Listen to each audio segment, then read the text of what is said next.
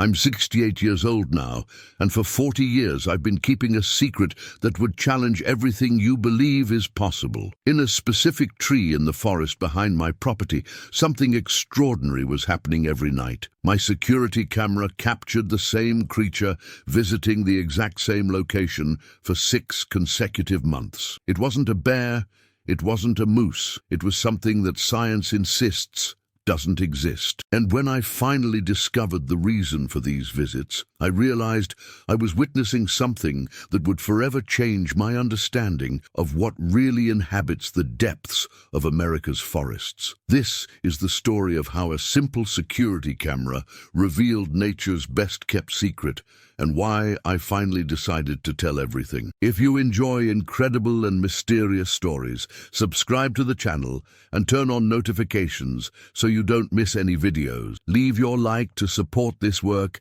and share with your friends. Your participation is essential for us to continue bringing these fascinating stories. September 2018. I had just retired after 35 years working as a forest ranger in the Cascade Mountains of Northern California. My wife, Margaret, had passed away 2 years earlier, and I was living alone on a 60-acre property we had bought together in 1985. The house was at the end of a dirt road, nearly 3 miles from the nearest neighbor. It was exactly the solitude I was seeking for my retirement years. My name is Robert Miller, and I've always been a practical man. 3.5 decades as a forest ranger taught me to trust only what I could see, touch, and logically explain. Stories about mysterious creatures in the forests were, to me, just that, stories. Urban legends fueled by misinterpreted sightings, shadows between trees, bears walking on their hind legs, moose seen from a distance. I had rational explanations for everything. But in September 2018, my worldview began to crumble. The property had problems with occasional trespassers, illegal hunters mainly, who ignored the private property signs and entered during deer hunting season. In August of that year, I found evidence of unauthorized camping near the creek that ran through my land. Beer cans, campfire remains, bullet casings. I decided to install security cameras around the property. I bought 6 trail cameras, the kind used by hunters to monitor animal movement. They were equipped with motion sensors and infrared night vision. I positioned 5 of them at strategic points around the fence that bordered my property. The 6th camera I installed in a deeper area of the forest, near a giant oak tree that I estimated to be over 200 years old. It was a reference point I used during my hikes.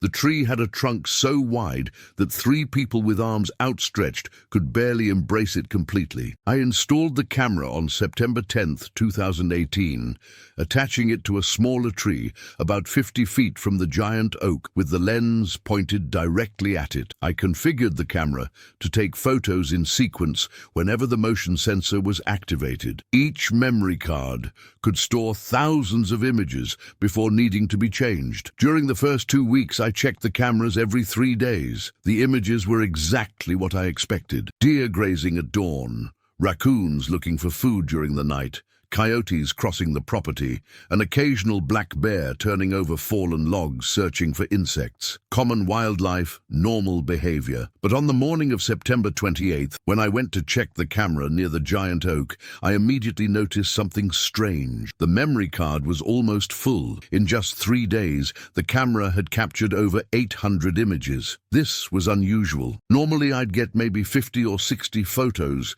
in the same period. I took the card home and transferred the images to my computer. I began reviewing the photos chronologically. The first 200 were normal: deer, birds, a rabbit. Then, in the images timestamped September 26th at 11:47 p.m., something appeared.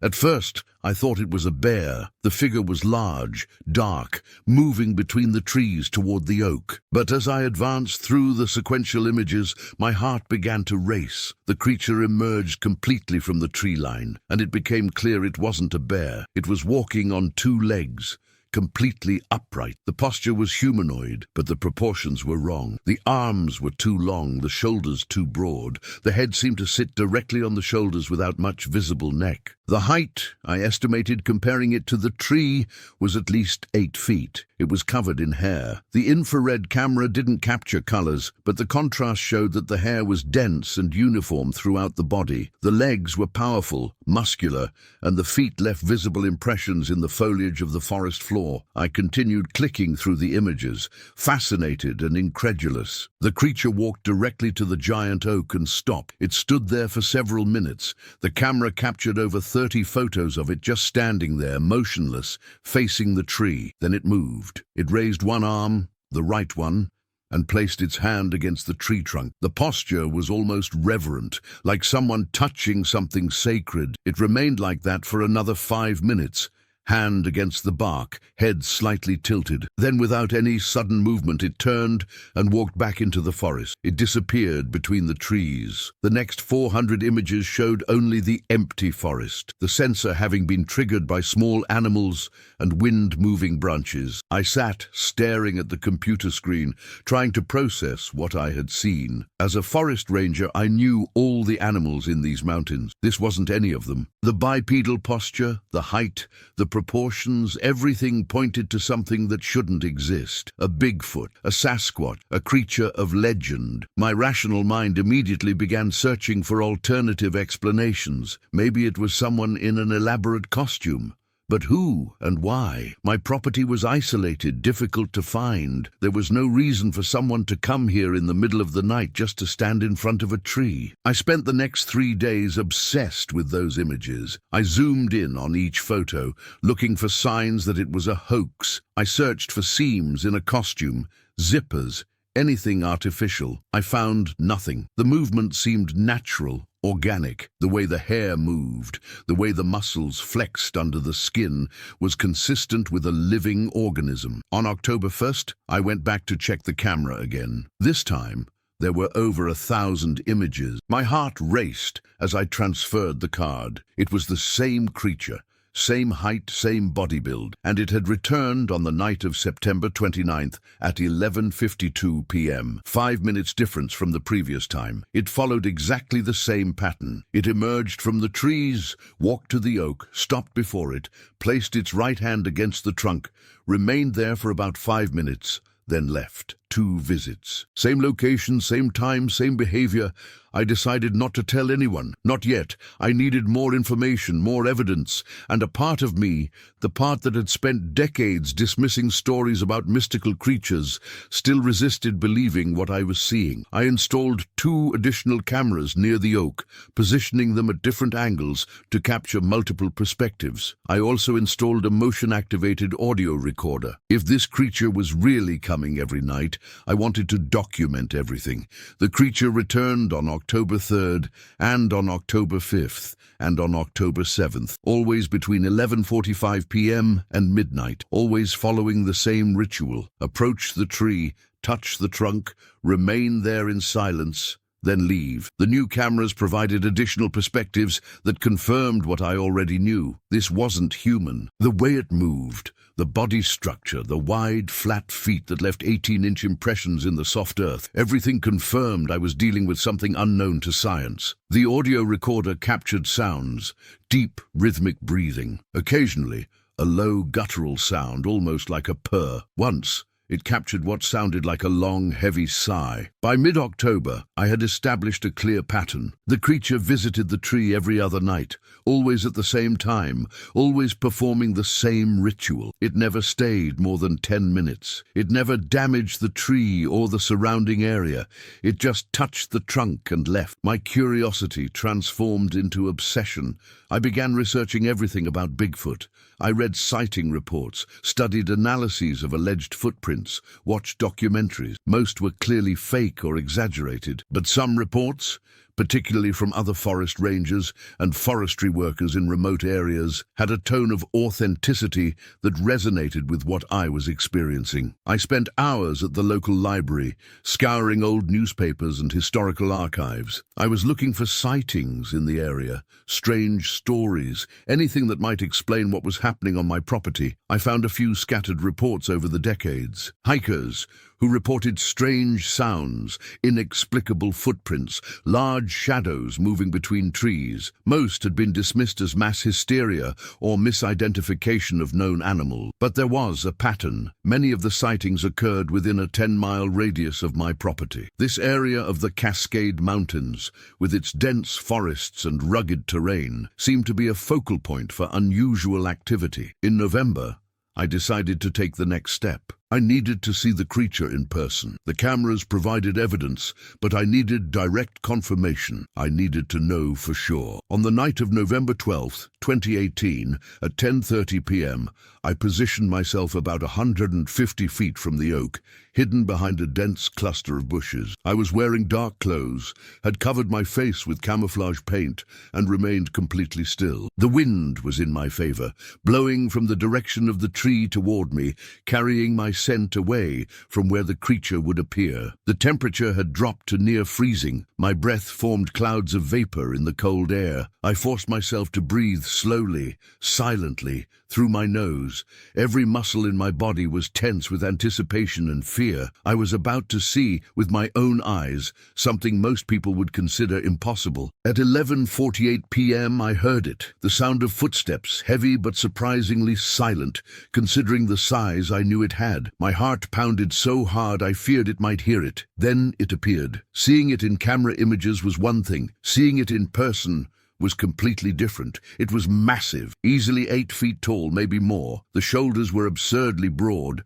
The arms hung almost to the knees. The entire body was covered with dark hair, dark brown or black, difficult to tell in the low light. But what impressed me, what left me breathless, was the face. Even at a distance, even in the darkness, I could see it wasn't an ape's face. It wasn't completely human, but there was something human about it. The forehead was heavy, prominent, but the eyes, even though I couldn't see their details, had a positioning and an expression that suggested intelligence. It walked to the tree with deliberate, measured steps. When it reached the oak, it stopped. It stood there for a long moment, just looking at the trunk. Then, as in the camera images, it raised its right hand and placed it against the bark. And that's when I heard it. A sound. Low, guttural, but unmistakably vocal. It wasn't an animal growl or grunt. It was a vocalization, almost as if it were speaking. The syllables were indistinct, but the pattern, the rhythm, suggested language, communication. It was talking to the tree. I remained frozen, barely daring to breathe, while it continued for several minutes. Hand against the trunk, head slightly tilted, those low, rhythmic sounds. There was an emotional quality to the vocalizations. Sadness, perhaps. Longing, something deeply felt that transcended language. Then it stopped. It slowly withdrew its hand, remained motionless for another moment, and turned. It began walking back toward the forest. And that's when I made my mistake. When I shifted my weight, a branch under my foot snapped. It was a small sound, but in the quiet of the night forest, it sounded like a gunshot. The creature stopped instantly. It spun, not gradually, but in a quick, fluid movement that demonstrated surprising agility for something so large. It was looking directly at where I was hidden. I froze completely. I didn't move, didn't breathe. My eyes were wide, my heart racing. It couldn't see me. I was sure I was well hidden, well camouflaged, but then it did something that haunts me to this day. It tilted its head, not aggressively, not like a predator assessing prey, but with what I can only describe as curiosity, recognition. It knew I was there. We remained like that for maybe 30 seconds, though it felt like an eternity. Me, hidden and terrified. It, imposing and observant.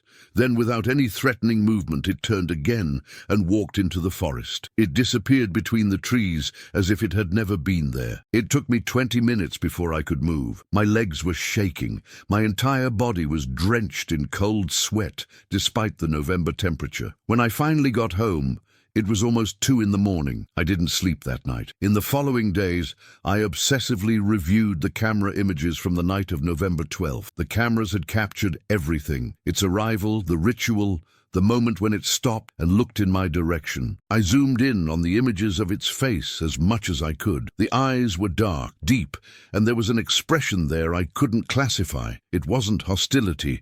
It was something more complex: awareness, understanding. The creature continued its regular visits during November and December. I didn't try to observe it in person again, but the cameras documented each visit. Always the same routine, always the same tree, always that ritual of touching the trunk and vocalizing softly. I began to notice small details I had initially missed. The way it approached the tree, always from the same angle. How its fingers traced the same patterns in the bark. How it tilted its head at a specific angle, as if listening to something I couldn't hear. In January 2019, something changed. On the night of January 8th, the cameras captured the creature arriving as usual, but this time it wasn't alone. A second figure accompanied it. Smaller, maybe 6 feet tall, but with similar body proportions. A juvenile, I realized, possibly its offspring. I watched fascinated as the sequential images showed the adult creature, which I began to think of as the mother,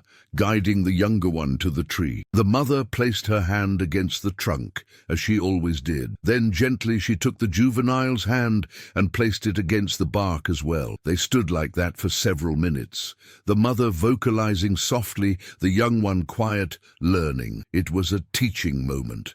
The mother was transmitting something important to her offspring: knowledge, tradition, memory. Suddenly I understood, not completely, but enough to have a hypothesis. That tree meant something to them. It wasn't just a tree. It was a place of importance, perhaps spiritual, perhaps memorial. The mother came there regularly to connect with something, to remember something, to honor something. And now she was teaching the young one to do the same. The visits with the juvenile continued during January and February. Sometimes they came together. Sometimes the mother came alone, but the pattern was consistent. The tree was important.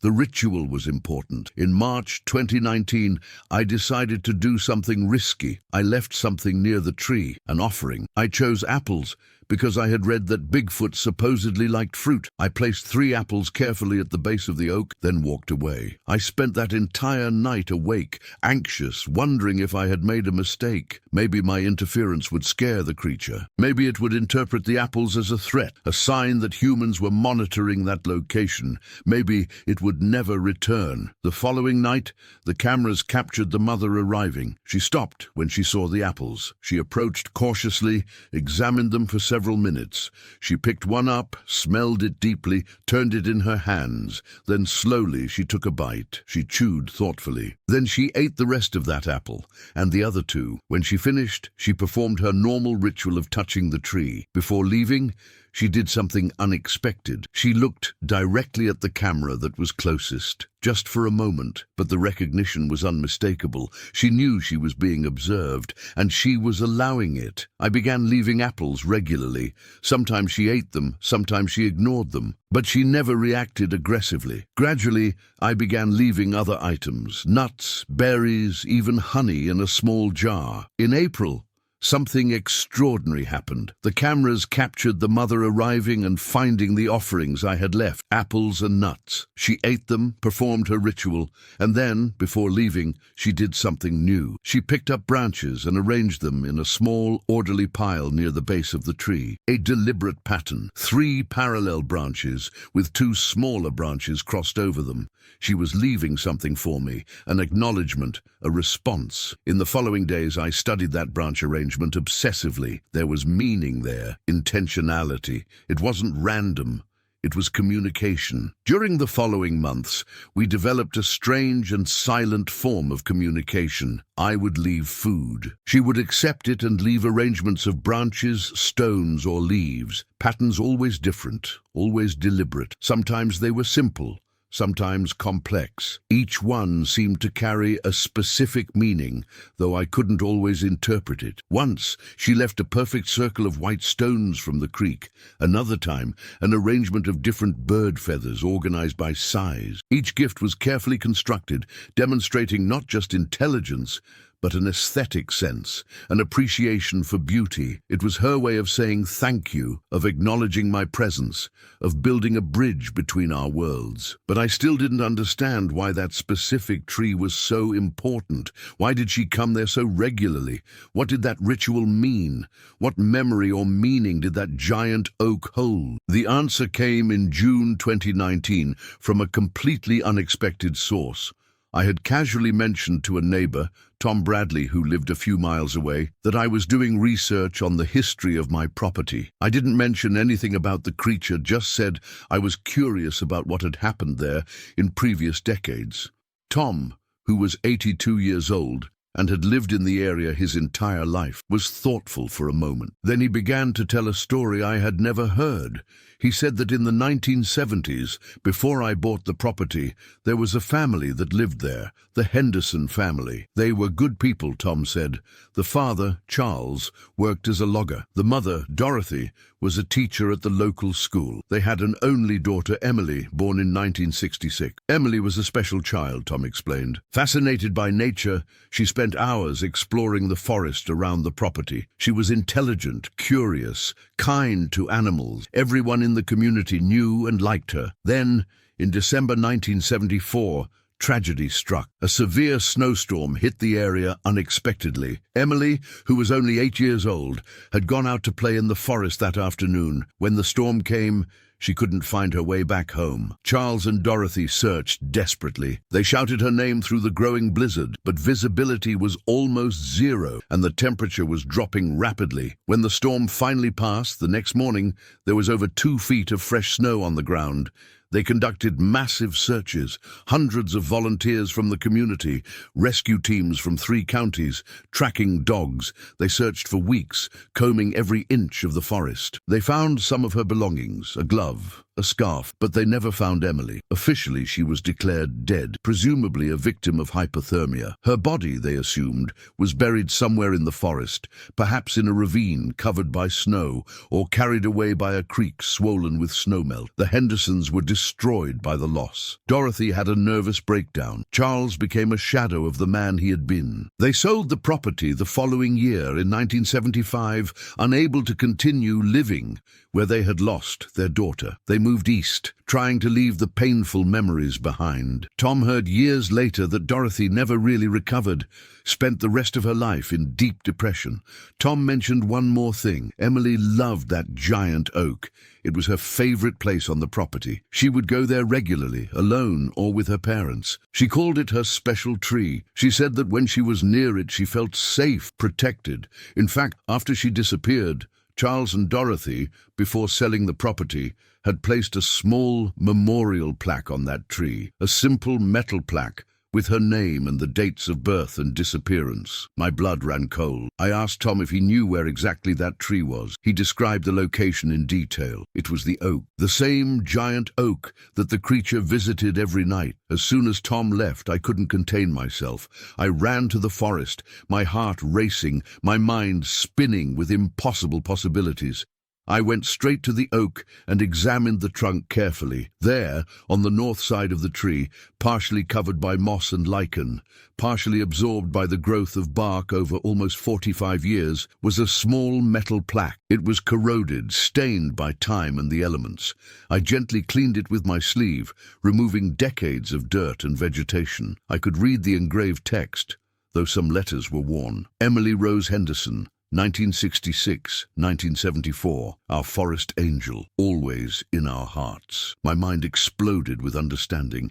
Emily hadn't died of hypothermia that December night in 1974, or if she had begun to suffer, something had found her. The creature, or perhaps its parents, perhaps a larger group, they had found a human child, lost, scared, freezing to death in the snow. And against all instincts of self-preservation, against all the programmed fear of humans that their species must have carried after centuries of persecution, they had saved her. They had taken Emily to their family. They had warmed her nearly frozen body. They had fed her. They had cared for her. And when she survived, when it became clear she couldn't return to the humans without revealing their existence, they made an extraordinary decision. They raised her as one of their own. Emily Henderson hadn't died in 1974. She had been adopted by a Bigfoot family and grown up among them. A human child raised by creatures that science insisted didn't exist, learning their ways, their customs, their language, becoming, in all the ways that mattered, one of them. And the creature that came to the tree every night, that I had been watching for months, that I had been feeding, with whom I had been developing a silent connection, was Emily Henderson. Now, 52 years old, no longer human in any conventional sense, but also not completely a Bigfoot. Something in between, something unique. She came to the tree to remember, to touch the plaque that her biological parents had placed there, before the forest claimed her as its own, to maintain a tenuous connection to what she had been before that snowy night changed everything. I sat at the base of that tree and cried, for the lost child who never came home, for the family that never knew she had survived, who lived the rest of their lives believing she had died alone and scared in the forest, for the impossible life Emily had lived, suspended between two worlds, never completely belonging to either. But I also cried in admiration for the compassion of those creatures who had saved a human child when it would have been safer to let her die, for Emily's resilience, who had survived and adapted to the impossible, for the family she had found when she lost her own. That night, I left something new along with the apple, a small photo I had found in old local newspapers archived at the library, an article about Emily Henderson's disappearance, published in December 1974. The photo showed Emily at 7 years old, taken at school in the fall of that year. Blonde hair in braids, gap-toothed smile, bright blue eyes, completely human, completely innocent, with no idea of the extraordinary fate awaiting her. I printed the photo, placed it in a clear plastic bag to protect it from the elements, and positioned it carefully against the memorial plaque. Then I walked away, went home, and waited. The cameras captured everything. Emily arrived at 11:50 p.m. as usual. She saw the photo immediately. Her body went rigid. She stopped 3 meters away, just looking at that small plastic-encased image leaning against the tree. She remained motionless for almost a full minute. The cameras captured every second. Then, very slowly, she approached.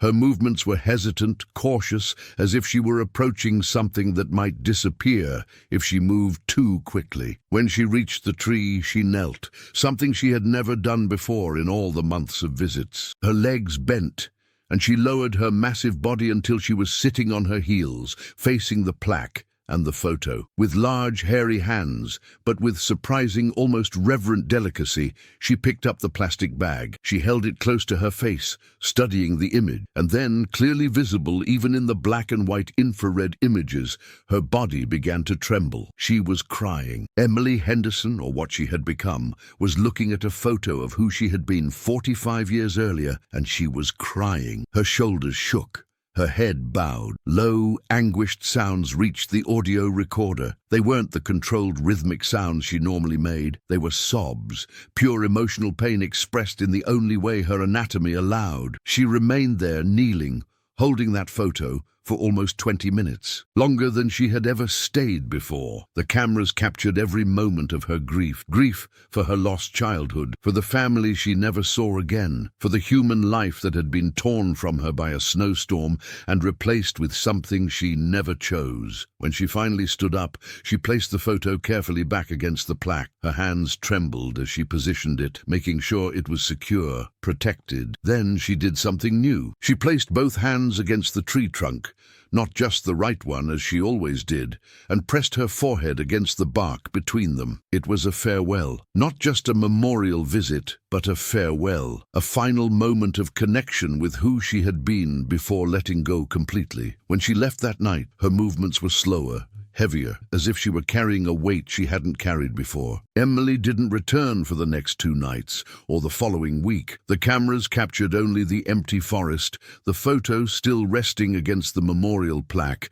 moving gently when the wind blew. I had crossed a line. I had forced a confrontation with her past that was more than she could continually bear. I began to wonder if I had made a terrible mistake, if I had caused unnecessary pain instead of offering understanding or connection. During those weeks of absence, I reviewed the images repeatedly. I studied every frame of that night, the way she had reacted to the photo, the intensity of her emotion, the time she spent kneeling, holding that image of her lost childhood. I began to understand the magnitude of what she carried. 45 years living as something she wasn't born to be. 45 years of memories of a human childhood slowly fading, replaced by decades of an impossible existence. The loneliness of being unique, neither human nor truly Bigfoot, suspended forever between two worlds.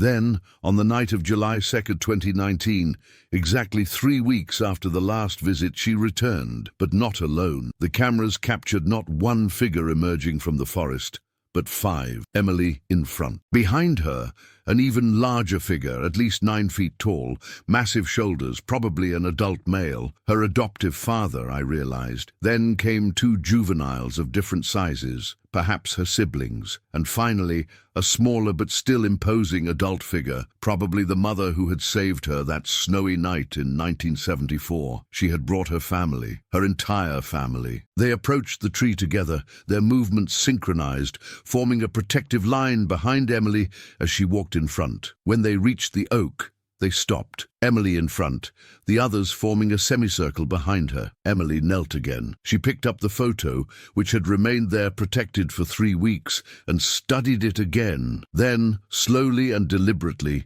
she showed it to each member of her family. First to the large male, who leaned in to see, his massive head tilting with what seemed to be curiosity and perhaps understanding. He made a low, guttural sound that the audio recorder picked up. It wasn't aggressive, it was gentle, comforting. Then to the older female, whom Emily clearly treated as mother. The creature examined the photo for a long time, then placed a large hand on Emily's shoulder, an unmistakable gesture of maternal comfort. The juveniles also looked, their heads tilting, their bodies demonstrating the natural curiosity of the young. One of them touched the photo gently, tracing the outline with a finger, as if trying to understand the concept of a captured image. Emily was introducing her family, her Bigfoot family, to the human child she had been. She was sharing her complete story with them, explaining where she had come from, showing them the blonde, blue-eyed girl she had been before that snowy night transformed her into something more. It was a moment of total honesty, of integration, of accepting both parts of her impossible identity. They remained there for almost an hour, the entire family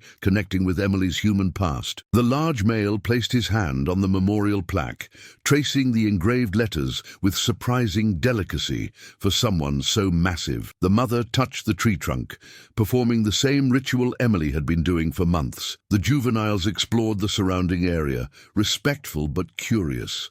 It was as if they were making a pilgrimage, visiting a sacred site, honoring the origin of a family member who had come to them in an impossible way, but whom they loved as if she were their own blood. Before they left, something happened that made me realize that my connection with Emily, my silent role in her life, had been fully recognized not just by her, but by her entire family. Emily looked directly at where I had installed the main camera. The others followed her gaze. 5 pairs of eyes, all focused directly on the camera lens. They knew, they had always known, about the cameras, about the food offerings, about me silently watching their nightly visits. Emily raised one hand, not aggressively, not defensively, but in a gesture that could only be interpreted one way. A wave, a greeting, a thank you. The large male did the same, then the mother. Even the juveniles raised their small hands, imitating the adults. 5 creatures that shouldn't exist, waving at a camera, acknowledging the presence of a human who had chosen to respect their secret instead of exploiting it. Then, as a unit, they turned and disappeared into the forest. The night swallowed them, leaving only the tree, the plaque, and the photo of a girl who had become something beyond human comprehension. The visits continued during July and August, but less frequently, maybe once a week instead of every other night. Emily sometimes came alone, sometimes with 1 or 2 family members. They always performed the ritual of touching the tree, looking at the photo, remaining there in silent remembrance. I continued leaving offerings, fruits, nuts, honey. Sometimes I left small objects I thought she might appreciate. Once I left a small framed mirror. She picked it up, studied her reflection for several minutes, tracing the contours of her hairy face with curious fingers, seeing herself not as the girl in the photo, but as what she had become. Then she left it carefully back, positioned so she could see her reflection when she visited. Another time, I left a small illustrated book about the forest that I found in an antique shop. It had beautiful drawings of trees, flowers, animals. Emily spent almost an hour carefully turning the pages with her large hands, studying each illustration. When she finished, she positioned the book open to a page showing a giant oak, so similar to the one before her. In September 2019, exactly 1 year after I first discovered the nightly visits, something changed again. Emily came to the tree alone, but this time she was carrying something. The cameras captured her moving slower than normal, her arms carefully wrapped around an object she carried against her chest. When she reached the tree and knelt, placing her burden gently on the ground, I could see what it was. A doll, an old doll, worn by decades of time and elements, with tattered clothes that had once been a blue dress, tangled synthetic hair that perhaps had been blonde, and a cracked but still recognizable plastic face. A child's doll from the 1970s. Emily had kept that doll for 45 years, since she was an 8-year-old girl. She had carried it through the snowstorm that had lost her. She had clutched it during those first terrifying nights when impossible creatures had found and saved her. She had kept it as her only tangible link to her human life through 4.5 decades living as something totally different. And now she was letting go. She held the doll for a long time, her large hands enveloping the worn toy with a gentleness that spoke of deep love and old memories. She held it against her chest, rocking gently, an echo of how a small child might cradle a favorite toy. Then, with movements that were almost ceremonial, she positioned the doll carefully against the memorial plaque next to the photo of the girl she had been. She arranged the tattered clothes, smoothed the tangled hair, positioned the plastic arms. She passed her large hand over the doll one last time, a gentle caress that spoke of decades of comfort that simple toy had provided. Then she placed both hands on the tree and leaned forward, her forehead pressing against the bark, her shoulders shaking once more with silent sobs. She was saying goodbye, not just to the doll, but to that entire part of her life, to the child she had been, to the humanity she had lost, to the impossible bridge she had maintained for 45 years between who she was and who she had become. She remained like that for almost 30 minutes, the longest vigil of any visit. When she finally stood, her movements were slow, heavy, exhausted, but also, somehow, lighter, as if she had released a burden she'd been carrying for decades. She looked at the scene she had created, the memorial plaque, the photo of the blonde girl, the worn doll, a small shrine to a lost childhood, a life that could have been. Then, for the last time, she raised her hand in a wave, not to the camera this time, but to the tree, to the girl in the photo, to everything she had been and was no longer, and she left. It was the last time I saw her visit the tree. During October, November, and December 2019, I checked the cameras religiously, every 3 days, as I had always done. But Emily never returned, neither did her family. The images showed only the empty forest, normal wildlife, and the small shrine at the base of the oak, remaining untouched through the changing seasons. The leaves fell, the first snow came, then came spring 2020 with its new growth. The shrine remained, protected by the tree's location, but the weather inevitably began to affect the items. The photo faded despite the plastic protection. The doll deteriorated further. In June 2020, I recovered the items. It seemed clear that Emily would not return, and I wanted to preserve these precious relics of the impossible story I had witnessed. I gently cleaned the doll, preserved the photo, and brought them inside. But I left something in their place. A new plaque, which I made in my workshop, cedar wood hand-engraved with a simple message. Emily, you were loved by 2 families. You survived the impossible. You kept your humanity in ways no one could understand. Wherever you are now, know that your secret is safe, your story is preserved, and you will be remembered with admiration and respect. I attached the plaque to the trunk below the original so that someone who knew what to look for could find it, but casual hikers probably wouldn't notice. In December 2020, with the entire world in chaos due to the pandemic, something extraordinary happened. I found something on my porch one morning. It wasn't there when I checked before going to sleep, but it was there at dawn when I went out to get firewood. It was an elaborate arrangement, more complex than anything Emily had left before. Interwoven branches forming a perfect circular pattern, with smooth stones from the creek positioned around the edge at regular intervals. In the center, there were four things. An eagle feather, perfectly preserved, the white and brown tips gleaming even in the dim morning light. A piece of quartz crystal the size of my fist, naturally polished by water until it shone. A footprint impression deliberately pressed into soft earth that had been carefully placed on a large fig leaf. And a photograph, an old faded Polaroid from the 1970s. It showed a family, Charles and Dorothy Henderson, young and smiling, with a small blonde girl between them. Emily at 6 or 7 years old before the snowstorm, before the impossible transformation. A complete, happy family, with no idea of the fate awaiting them. Emily must have kept that photo too for 45 years, carried along with the doll, a piece of proof that she had once belonged to a human family, and now she was giving it to me. It was a farewell, a thank you gift, a final acknowledgement of our strange and impossible connection across the chasm between species. Emily was saying goodbye to me and giving me custody of the last physical evidence of who she had been. I kept that arrangement on the porch throughout the winter of 2020 to 2021,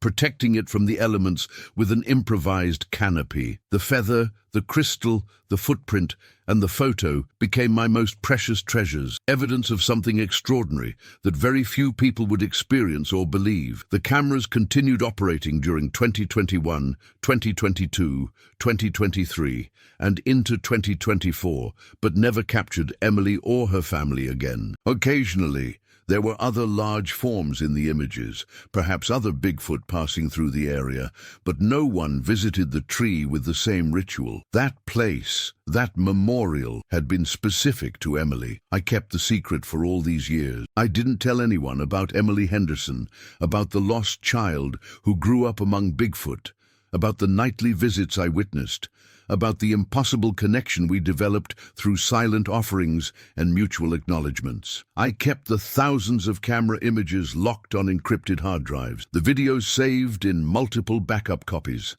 the physical evidence, the doll, the photos, the gift arrangements, all safely stored. I documented everything meticulously, knowing that one day, perhaps, the story would need to be told, but not in a way that would put Emily or her family at risk, never with details too specific about location, never in a way that would allow anyone to track them. Now in 2024, at 68 years old, I'm finally telling, not for sensationalism, not to prove that Bigfoot exists, though my evidence is undeniable, but because Emily Henderson's story deserves to be known, deserves to be preserved, deserves to be honored. Emily Henderson was declared dead in 1974. Her parents lived the rest of their lives believing their daughter had died alone and scared in the forest. But she didn't die. She survived. She was saved by creatures that science says don't exist. She was raised with love and care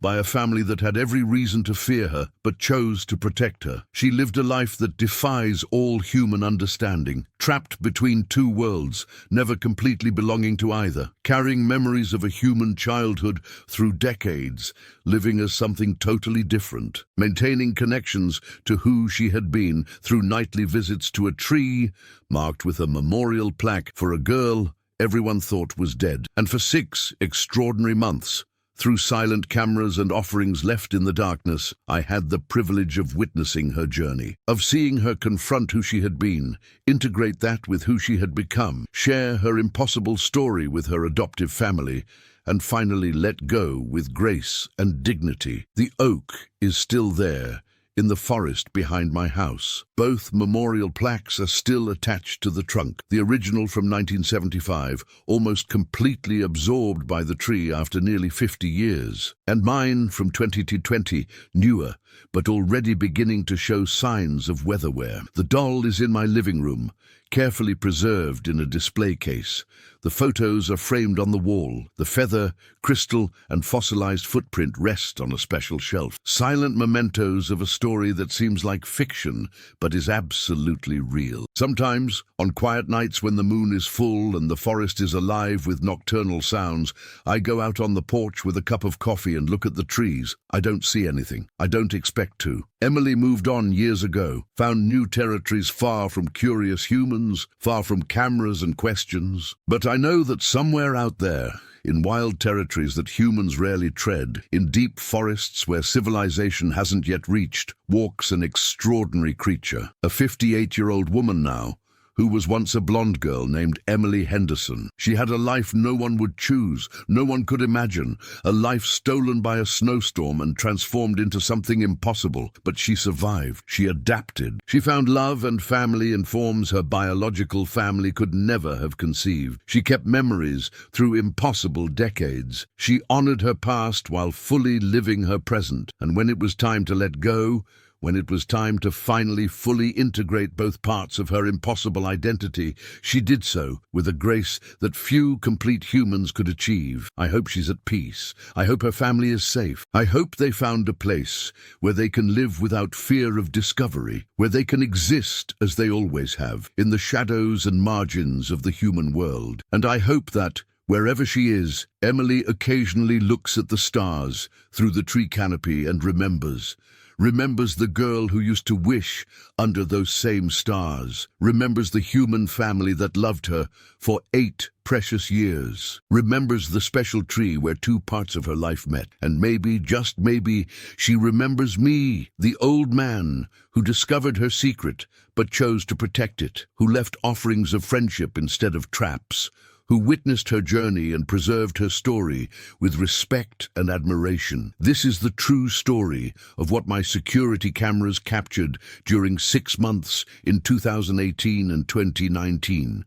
Not just a creature visiting a tree, but a person, human and Bigfoot at the same time, making a sacred pilgrimage to the only place where both halves of her impossible soul met. A memorial, a remembrance, a bridge between worlds. A connection to a past that never completely left her, even after 45 years living as something the world insists cannot exist. But it exists. Emily exists. Her story, impossible, tragic and beautifully resilient, is real. And now, finally, it's being told. Not to exploit her, but to honor her, to ensure that someone besides me knows that Emily Henderson didn't die in that forest in 1974. She just became something more.